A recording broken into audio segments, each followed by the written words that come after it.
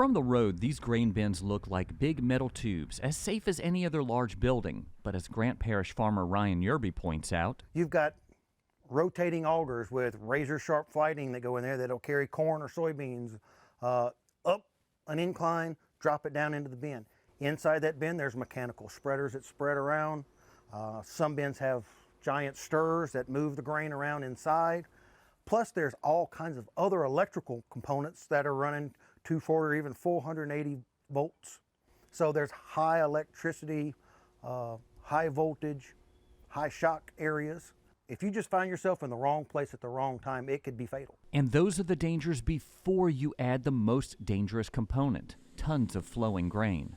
It takes less than 20 seconds for a 6-foot-tall man to be pulled down to his waist in flowing corn.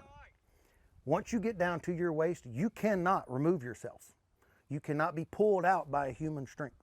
As you see here, firefighters must use a special grain bin rescue tube and an auger to pull grain out of that tube to rescue someone trapped in grain. This video is not from an actual entrapment, but from a grain bin safety workshop organized by the Louisiana Farm Bureau and Mississippi Farm Bureau. It's at a workshop like this where Grant Parish first responders learned how to rescue someone from a grain bin. Even with this training, every second counts in a flowing grain entrapment. You could be looking at anywhere upwards of 45 minutes for someone to respond to give aid. Suffocation can occur in less than 8 minutes. Yerby says despite growing up around grain bins, this training gave him a new respect for them. It's no longer, hey, I'm just going to run in there and jump in and jump right out. I always make sure that I have a spotter. I always make sure that I am tied off. I always make sure I have a harness.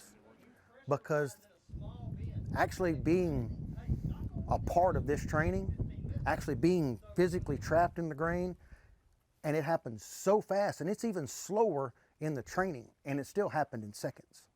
So I have a newfound respect for these big metal tubes on the side of the road because they can be deadly.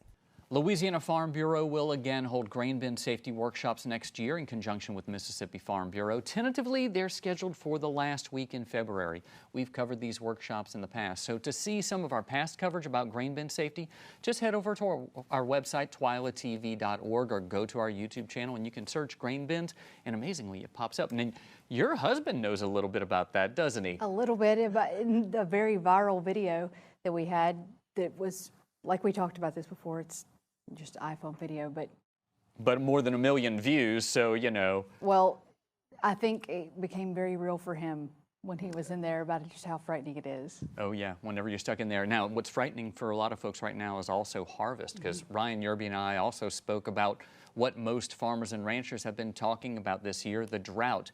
Where we were in Colfax, Yerby says he's not received a measurable rain in 90 days. And as for his harvest, well, I'll let him tell you about it. We got ready to start cutting soybeans, and we went into the field with optimism that it wasn't going to be that bad. And then it turns out it was that bad. What looked like 40 bushel beans turned out to be 6 bushel beans. And it's just been slowly grinding on, but it looks like the heat has taken its toll on us. Even our irrigated crops are not performing the way they should. So we can only attribute the yield loss primarily to the triple-digit temperatures that we experienced for almost a month straight.